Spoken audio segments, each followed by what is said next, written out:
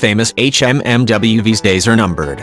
The Army has made its fifth order for the new Joint Light Tactical Vehicle, officially coming in 4 versions: the M1278 Heavy Guns Carrier, the M1279 Utility, the M1280 General Purpose, and the M1281 Close Combat Weapons Carrier.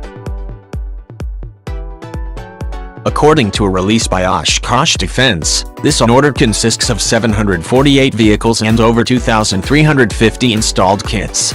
The vehicle is currently in low-rate initial production, and the first units are expected to be equipped with the vehicle by the middle of fiscal year 2019, with a planned initial operating capability by the end of 2020.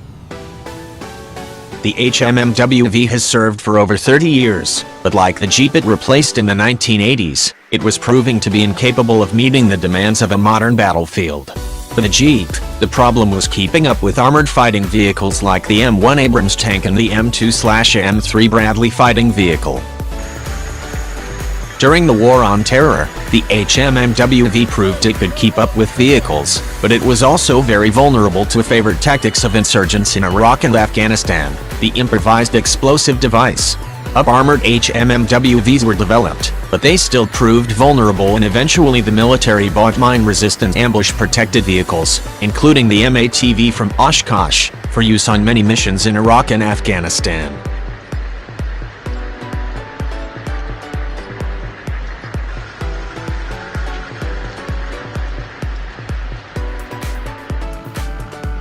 It will still take a long time for the JLTV to replace the HMMWV. Over 281,000 Humvees have been built since it entered service in 1985. This order represents less than 0.5% of the total Humvee built. This is in transport height, very important to the Marine Corps as we get into our amphibious shipping, to be able to get on well decks. Very important to the Army as well, to be able to get on the C-130s and do low velocity airdrop, etc.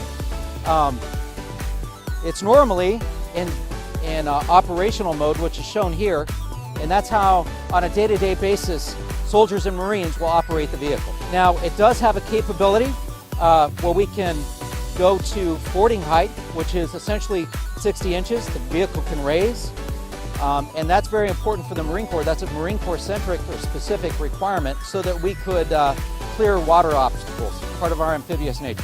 Okay, so getting to some of the technical capabilities of the vehicle.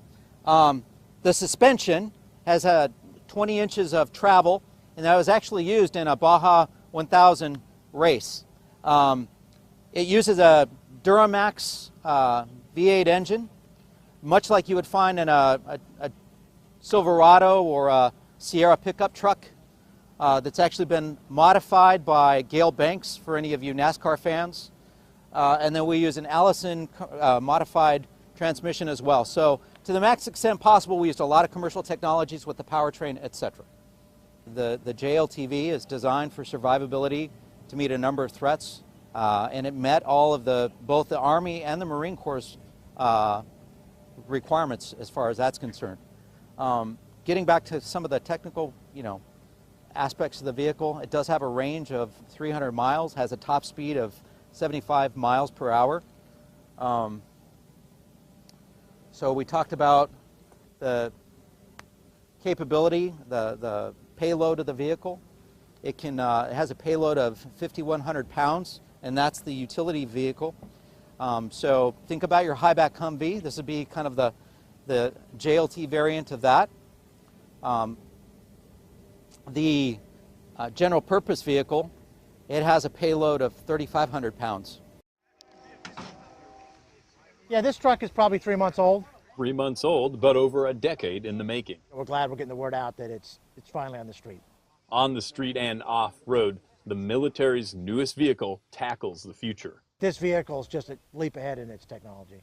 Built-in plug-and-play ability allows this vehicle to work with current and future equipment. It is sort of like having that USB port on your computer where you can go down to Best Buy and buy whatever equipment you want and plug it in, and it works. It's not quite that simple, but that's the concept we're going for.